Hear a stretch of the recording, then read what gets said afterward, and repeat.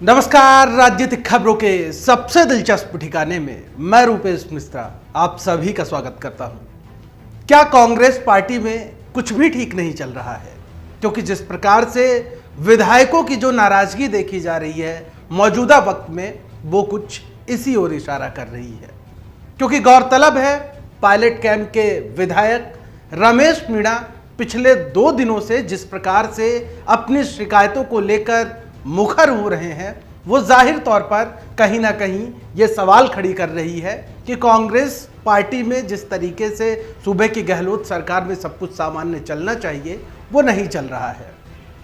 गौरतलब है कि रमेश मीणा विधानसभा अध्यक्ष के बीच जिस प्रकार से नोकझोंक हुई थी, सीट में माइक ना लगे होने को लेकर, वो समस्या अभी भी बरकरार है। और रमेश मीणा के बागी तेवर तब और मुखर हो गए जब आज वो विधानसभा पहुंचे। इस दरमियान रमेश मीणा ने एक बड़ा बयान दे दिया। मंत्री बनना मैं नहीं चाहता, मंत्री पद की मुझे वो लालसा नहीं है। मंत्री तो मैं पहले ही था, मुझे पता है मैं जो खिलाफत करूंगा या जो भी कार्यक्रम करूंगा मेरा विरोध था, तो मुझे निकालेंगे। अगर मंत्री बना रहे तो मैं चिपका रहता है यहाँ पर, मैं चिपका नहीं रहूंगा किसी के साथ। मैं स्पष्ट करना चाहता हूँ कि कांग्रेस पार्टी हमारी मजबूत हो। कांग्रेस में खामियां हैं या जो लोग मनमानी कर रहे हैं उन पर अंकुश लगे। हम चाहते हैं कि जिन वर्गों से आप सरकार बनी है उन वर्गों का सरकार ध्यान रखे, उनके क्षेत्रों में विकास के काम हो, उनको सम्मान मिले। हमें विधानसभा में ही सम्मान नहीं मिलेगा, हमारी बात को नहीं रख पाएंगे, तो आज राजस्थान में SC ST और OBC माइनॉरिटी के लोगों में क्या मैसेज आएगा? रमेश मीणा ने कहा कि यदि उनकी समस्याओं का समाधान नहीं हुआ तो वो इस्तीफा दे देंगे। रमेश मीणा ने यह भी कहा कि उन्होंने राहुल गांधी से समय मांगा है, यानी आला कमान से उन्होंने समय मांगा है, और आला कमान के समक्ष भी जो उनकी शिकायतें हैं वो उन्हें बताएंगे, और यदि इसके बावजूद उनकी समस्याओं का निराकरण नहीं हुआ तो मजबूरन उन्हें इस्तीफा देना होगा। अब रमेश मीणा के बयान को किस रूप में देखा जाए कि क्या एक बार फिर से जो सरकार से असंतुष्ट विधायक हैं वो आर पार की लड़ाई लड़ने पर आमादा हो गए हैं? क्योंकि इस्तीफे की बात कह देना जाहिर तौर पर कोई छोटी मोटी बात नहीं होती, और यदि कोई विधायक इस्तीफा देने तक की बात करता है तो जाहिर तौर पर कहीं ना कहीं पार्टी के लिए यह चिंताजनक है। और राजनीतिक विश्लेषक भी अब कहने लगे हैं कि क्या जो तकरीबन 9 महीने पहले जो दौर राजस्थान की सियासत ने देखा था, क्या वो दौर फिर से वापस आएगा?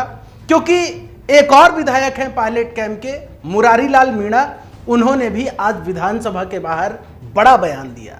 रमेश मीणा की शिकायतों पर उन्होंने हाँ में हाँ मिलाई और कहा कि हाँ, ये सच है कि SC ST विधायकों के साथ भेदभाव कर रही है सरकार, और पहले भी हमने आला कमान के समक्ष अपनी शिकायतें दर्ज करवाई थी, लेकिन अब भी यदि भेदभाव पूर्ण रवैया सरकार का रहा तो जाहिर तौर पर कहीं ना कहीं कुछ बड़ा हो सकता है।